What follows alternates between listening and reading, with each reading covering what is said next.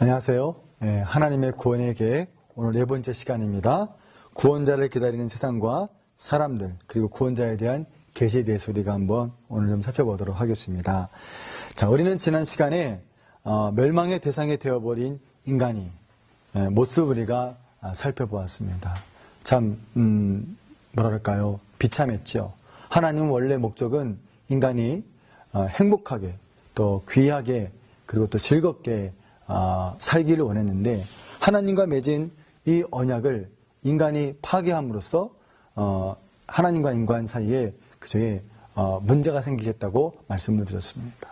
거기에 하나님과의 단절 그리고 그 하나님과의 질서가 다 깨어지는 모습을 통해서 인간이 어쩔 수 없는 영벌의 지옥에 갈 수밖에 없는 상태가 되어버렸다고 말씀을 드렸습니다. 자, 그러면 여러분, 인간은 그것으로 끝나는 것이 아니라는 것이죠.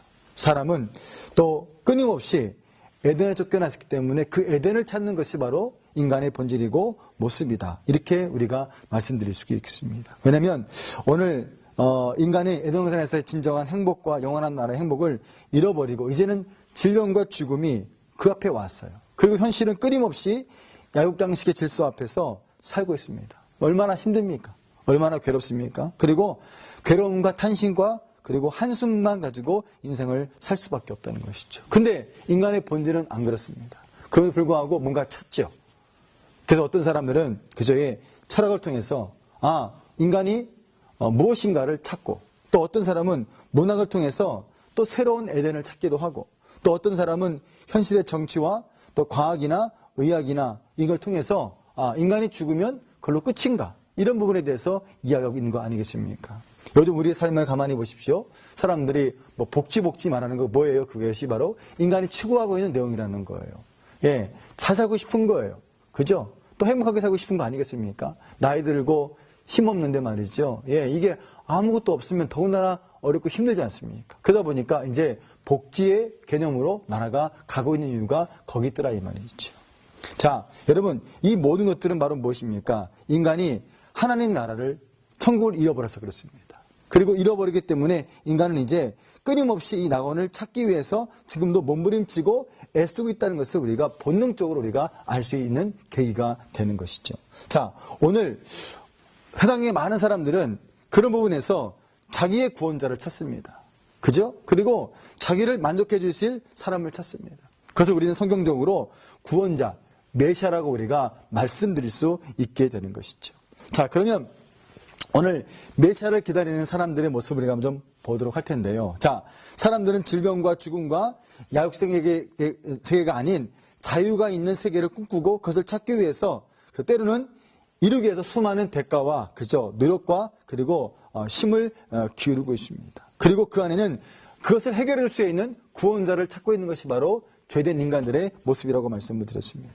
자, 질병이 없는 세계, 죽음이 없는 세계, 예, 또 짓밟힌 우리의 그런 인간의 권리가 그저 사라지는 자유를 줄 수 있는 그런 세계를 찾는 것이 바로 사람들의 모습이라는 거예요.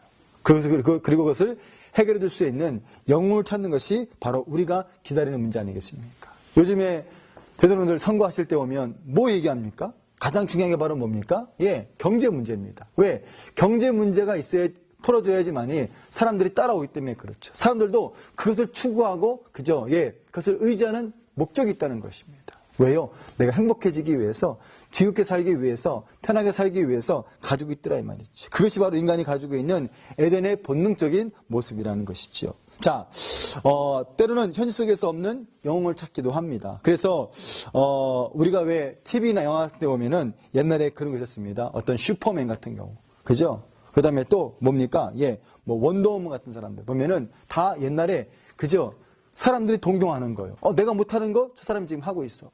능력이 있어, 힘이 있어, 어느 초능력 이런 거를 추구하는 이유가 바로 그런 거고, 그런 사람들을 동경의 대상으로 삼는 이유도 바로 그 안에 포함되어 있다. 이렇게 우리가 말씀드릴 수 있겠습니다.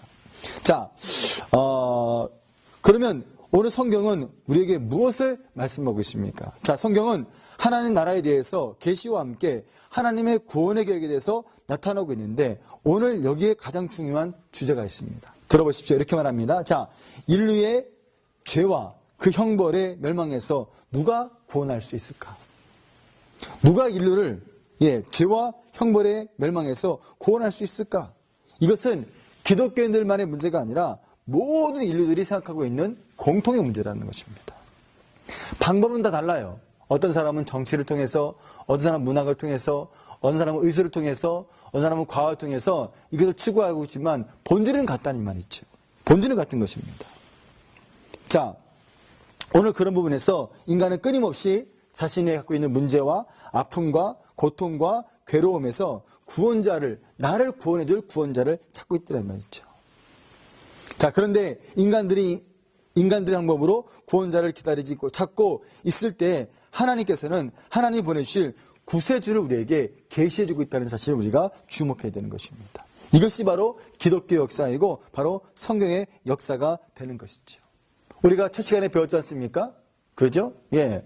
바로 세 가지의 역사가 있는데 바로 성경에 말씀하고 있는 천국의 역사. 두 번째는 뭐였습니까? 바로 구원자에 대한 역사. 이것을 우리에게 보여주고 있더라 이 말이죠. 자, 그러므로 성경 속에서 인간이 찾고 있는 그 세계가 계시되어 있을 뿐 아니라 인간을 구원해 주실 구세주 역사가 있음을 우리가 다시 한번 기억하고 나가야 한다는 것이죠. 자, 이것을 우리가 성경에서 봐야 되는데, 자, 그러면 여러분, 첫 번째로 바로 보면 구약 성경에 보여주고 있는 그저의 바로 계시된 구세주는 어떤 분인가. 자, 성경을 통해서 우리가 그분이 어떤 분인가를 우리가 한번 좀 살펴보려고 하는 것입니다. 자, 우리가 지난 말씀드렸죠? 자, 창세기 3장에서 인류가 첫 번째로 죄를 졌을 때 하나님께서 우리 인간에게 구원자를 보내시겠다고 말씀하신 구절이 어디였습니까? 여러분, 자, 중요하다고 그랬죠? 창세기 3장 15절 말씀이 참 중요하다고 말씀을 드렸습니다. 여러분 잘 기억해 놓으시기 바라겠습니다. 창세기 3장 15절 말씀을 기억하시기 바라고, 여러분 한번 같이 찾아서 다시 한번 읽도록 하겠습니다. 자, 창세기 3장 15절 말씀을 여러분 펴시고요. 같이 한번 읽어보도록 하겠습니다. 3장 15절 말씀 같이 한번 읽어보겠습니다. 자, 내가 너로 여자의 원수가 되게 하고 너의 후손도 여자의 후손과 원수가 되게 하리니 여자의 후손이 내 머리를 상하게 할 것이요 너는 그의 발꿈치를 상하게 할 것이라 하시고, 이렇게 말씀하고 있다는 거예요. 자, 구원자에 대한 첫 번째 메시지가 인간이 죄를 지은 다음에 하나님께서 말씀해 주셨습니다. 뭐를 통해서요? 예, 오늘 여인의 후손을 통해서 오실 것이다, 메시아가 오실 것이다, 이렇게 말씀하고 있다는 것입니다. 자, 보십시오. 자, 그리고 이제 갈라디아서 4장 4절 말씀 보면은 때가 참에 이제 그분이 오셨어요. 여인의 후손을 통해서 이 땅에 메시아로 오셨다는 사실을 우리에게 보여주고 있고 말씀하고 있다는 것입니다. 자, 한번 볼까요? 자, 갈라디아서 4장 4절 말씀을 한번 같이 한번 보도록 하겠습니다. 신약성경으로 가보겠습니다. 갈라디아서 4장 4절 말씀을 보겠습니다.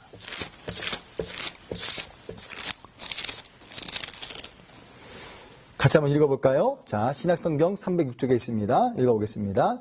때가 참에, 그죠? 때가 참에 하나님이 그 아들을 보내사 여자에게서 나게 하시고 율법 아래 나게 하신 것은, 이렇게 말씀하고 있어요.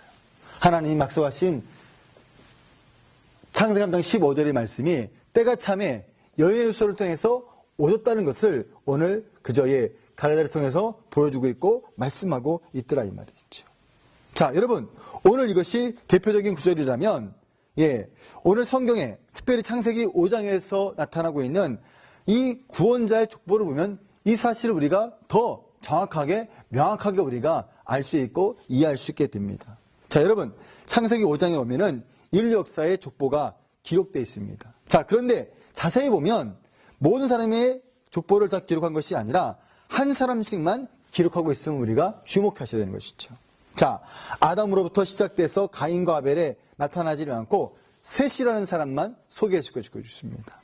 또 이는 가인이 구세주의 족보를 떠나버렸고 구원자의 조상이 되는 아벨은 죽었죠.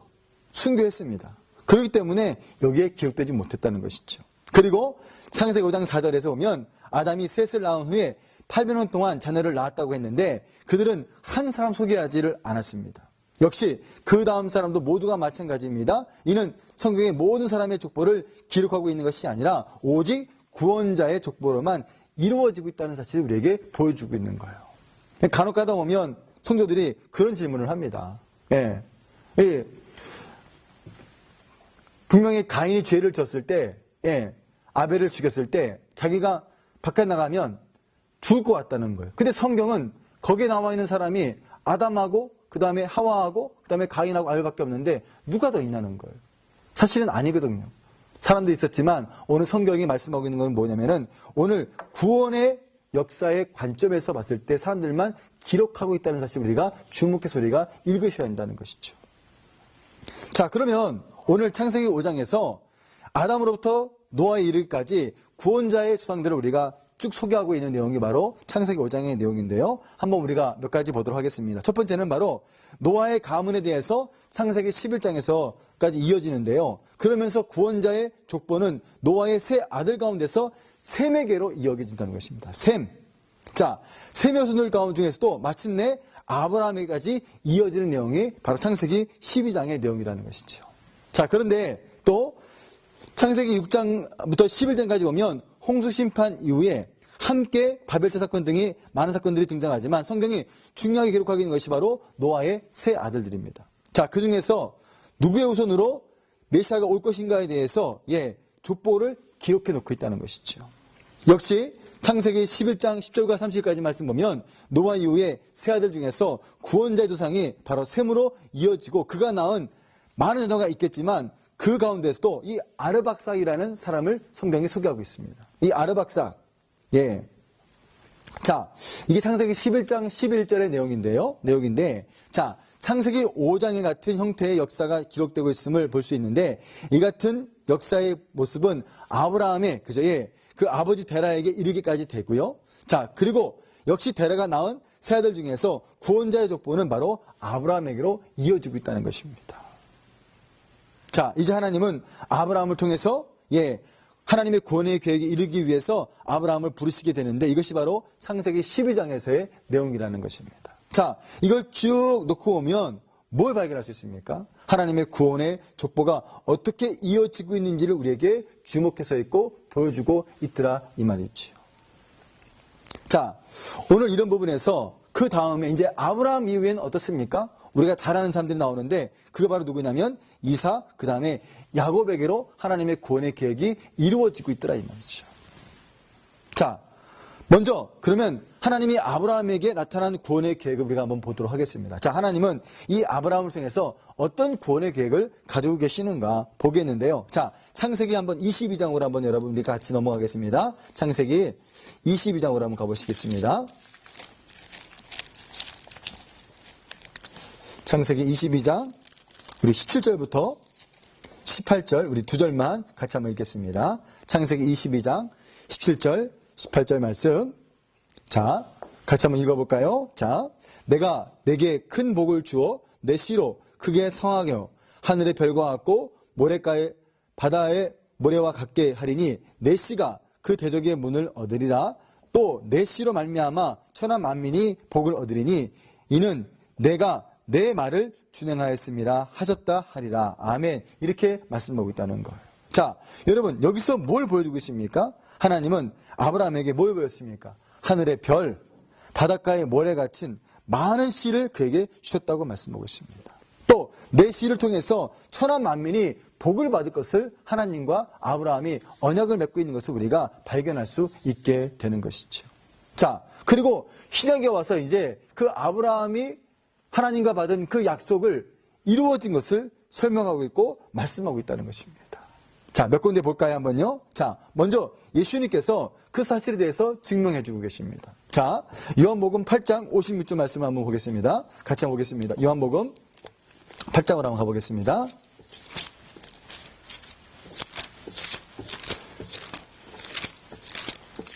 요한복음 8장 우리 56절 말씀을 같이 한번 보겠습니다. 56절 말씀.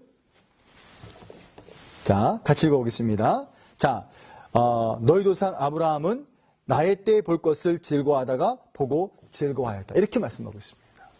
오늘 예수님이 이야기한 것입니다. 너희 조상 아브라함은 나의 때 것을 보고 즐거워하다가 보고 즐거워했다. 이것은 바로 뭐냐면 아브라함과 맺은 언약을 보여주고 있는 내용이 되겠죠.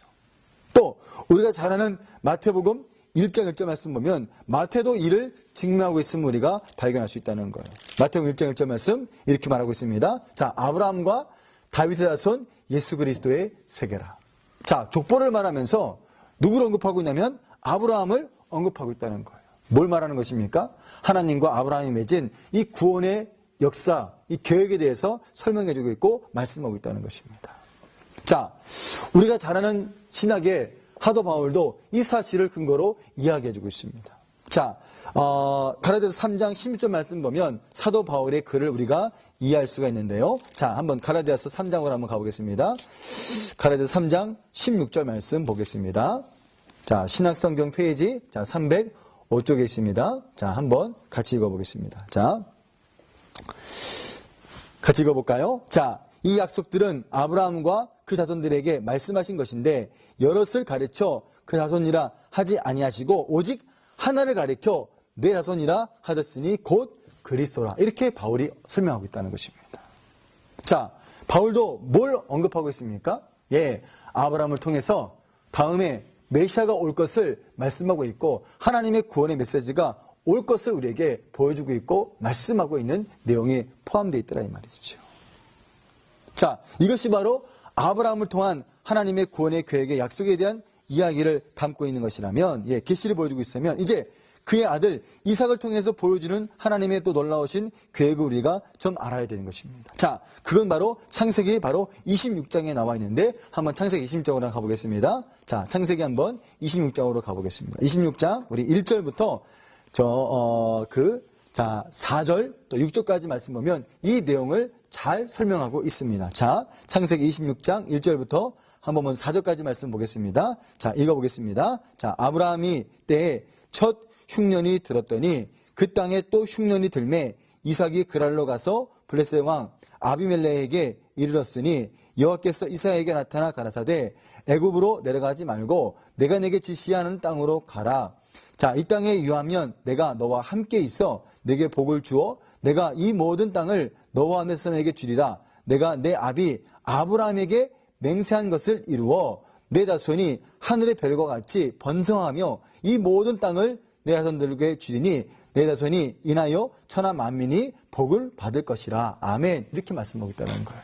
오늘 하나님이 이삭에게 준 내용도 무엇입니까? 바로 아브라함과 맺은 언약에 대해서 이야기하고 있고 보여주고 있고 또 그것이 이제 이삭에게로 넘어갔음을 우리에게 보여주고 있는 내용 아니겠습니까? 자, 또 그의 아들 이삭의 아들 야곱을 한번 보시기 바랍니다. 자, 이제 하나님의 이 구원의 계획의 약속이 계시가 이제 이어지고 있는데 야곱에게로 이어지고 있다는 것이죠. 자, 그 내용이 창세기 28장 다음 장에 가면 나와 있습니다. 자, 그게 12절부터 14절까지의 말씀인데요. 자, 한번 12절부터 우리 14절까지 말씀을 한번 우리가 보면서 야곱에게 주신 하나님의 구원의 계획에 대해서 우리가 보도록 하겠습니다. 자, 12절 말씀 제가 더 14절까지 말씀을 한번 제가 읽었겠습니다. 자, 이렇게 말합니다. 자, 꿈에 본즉 하닷다리가 땅에 섰는데 그 꼭대기에 하늘이 닿았고 또 본즉 하나님이 사자가 그 위에서 오르락 내리락 하고 또 본즉 여호와께서 그 위에 서서 가라사대 나는 여호와니 너희 조상 아브라함의 하나님이요 이삭의 하나님이라. 너 누운 땅을 내가 너와 내 자손에게 주리라. 내 자손이 땅의 특길같이 되어서 동서남북에 편만할지며 땅의 모든 족속이 너희와 내 자손들에 인하여 복을 얻을 것이니라 하신지라. 아멘. 이렇게 말씀하고 있다는 거예요. 뭘 보여주고 있는 것입니까? 자, 하나님의 놀라우신 이 구원의 계획의 역사가 이제는 아브라함, 이삭, 야곱에게까지 하나님께서 이어주고 있음을 우리에게 보여주고 있다는 거예요. 여러분 아시잖아요. 원래 그저 야곱이 받을 게 아니었습니다. 에서가 받을 거였는데 그것을 야곱이 그저에 쟁취했죠. 예, 얻은 것입니다. 자, 오늘 저와 여러분들은 무엇을 여기서 발견할 수 있습니까? 자, 하나님은 어떤 사람을 통해서 주목하고 계신다를 볼 수 있습니까? 하나님의 구원의 계획, 하나님 나라를 위해서 일하는 사람들에게 성경이 주목하고 있다는 것을 우리에게 보여주고 있다는 것입니다. 그렇기 때문에 오늘 저와 여러분들은 성경을 보면서 뭘 발견할 수 있냐면은 하나님의 뜻과 하나님의 계획이 뭔지를 잘 알고 그 뜻과 계획을 이어갈 수 있는 성도들이 되는 것이 중요하다는 것입니다. 여기에 무관심하면 그 일을 이룰 수가 없습니다. 그 성취를 이룰 수가 없다는 것이죠. 그래서 오늘 성경은 우리들에게 이것을 찾고 구하고 갈망하는 사람 통해서 이루어진다라고 우리에게 말씀하고 있다는 사실인 것입니다. 자, 그 다음에 이제 야곱에게서 이제 어떻게 됩니까? 12아들 중에서 유다 지파로 이 구원의 족보가 넘어가는 것을 우리가 발견할 수 있다는 것이죠. 자, 보세요. 야곱에게는 12아들이 태어났습니다. 자, 이들을 통해서 나라가 이루어지게 됐죠. 자, 그런데 그 가운데서 구원자의 족보가 유다 지파로 넘어가는 것을 우리가 발견할 수 있습니다. 자, 그게 창세기 35장, 36장은 야곱과 에서의 자손을 소개하고 있는데 38장을 넘어가면서 성경은 야곱의 12아들 중에서 특별히 유다를 조명하고 있음을 우리가 기억해야 되는 것입니다. 자, 그런데 이것을 조명하면서 우리가 좀 부끄러운 사실이 하나가 있습니다. 그게 바로 뭐냐면 유다가 자기 아내가 죽은 후에 고의적인 것은 아니지만 결과적으로 보면 자기 며느리와 동침하는 사건이 벌어지게 되는 것이죠. 여러분, 참 이게 성경에서 있을 만한 일입니까? 우리가 일반적으로 사회적으로 봐도 이런 글을 그저 기록한다는 것은 결코 쉽지 않은 이야기인데 성경은 이 부끄러운 사실에 대해서 기록하고 있더라 이 말이죠. 왜 그랬을까요? 이유가 뭘까요? 그것은 바로 구원자가 유다 지파를 통해서 나오게 됨으로써 결과적으로 그가 며느리를 통해서 낳게 된 쌍둥이 중에서 한 사람인 베레스에게서 구원자의 족보가 이어지고 있기 때문에 그렇다는 것입니다. 그래서 오늘 성경은 부끄럽지만 이 사실에 대해서 기록하고 있다는 사실을 우리가 기억해야 한다는 것입니다. 뭐에 중점을 두고 있나요? 구원자에 대해서 족보가 이어지고 있다는 것이죠. 자, 우리는 다시 한번 성경이 무엇을 중심으로 기록된 책인가를 살펴봐야 되는데 그것은 다름이 아니라 바로 하나의 부분은 천국에 대해서 설명하고 있는 것입니다. 그리고 또 하나의 부분은 바로 인류의 구원자의 족보에 대해서 기록하고 있음을 우리가 살펴볼 수 있다는 것입니다. 그래서 하나는 무엇입니까? 하나는 하나님의 천국에 대해서 성경이 기록하고 있고 또 하나는 무엇입니까? 구원자. 이 구원자가 누구인가에 대해서 설명하고 있는 것이 바로 성경의 주된 내용이라고 우리가 이해할 수 있겠습니다. 자, 그러므로 구원자인 족보가 야곱의 12아들 가운데서 유다에게로 넘어갔음을 알 수 있는데 그 후에 야곱은 그 아들들을 축복하는 예언을 속에서 이 사실을 나중에 확증시켜서 보여주고 있음을 우리가 발견할 수 있다는 것이죠. 여러분, 오늘 저와 여러분들이 이 구원자를 기다리는 세상에 대해 살펴보았습니다. 사람들은 끊임없이 낙원을 찾고 구원자를 찾습니다. 근데 성경에서 말씀하고 있는 구원자는 하나님의 나라의 그런 족보를 통해서 이루어지고 있음을 우리에게 보여주고 있고 설명해주고 있다는 사실을 우리가 아는 것이 중요한 것입니다. 그러므로 성경은 그냥 우리에게 좋은 교훈만을 말하는 책이 아니라는 거예요. 그리고 좋은 이야기만 하는 책이 아니라는 것입니다. 성경은 바로 인류의 죄 문제를 다루고 있고 죄를 지은 인간이 다시 어떻게 메시아를 만날 수 있는가 그리고 그 메시아를 통해서 어떻게 우리가 구원받을 수 있는가를 아주 체계적으로 성경에서 우리에게 말씀해 준 책이 바로 성경책이라는 것입니다. 그래서 우리가 예수님의 족보나 그리고 창세기에서 말씀하고 있는 이 족보를 절대 무시할 수 없는 이유가 바로 이 안에 포함되어 있다는 사실인 것입니다. 여러분, 오늘도 저와 여러분들이 성경을 바르게 알고 구원자를 바르게 알고 하나님의 구원 역사를 바르게 알아서 잘 이해하면서 정말 이 시대에서 그 뜻을 잘 이루어갈 수 있는 믿음의 귀한 성도들이 되시기를 바라겠습니다. 자, 오늘은 여기까지 하도록 하겠습니다. 감사합니다.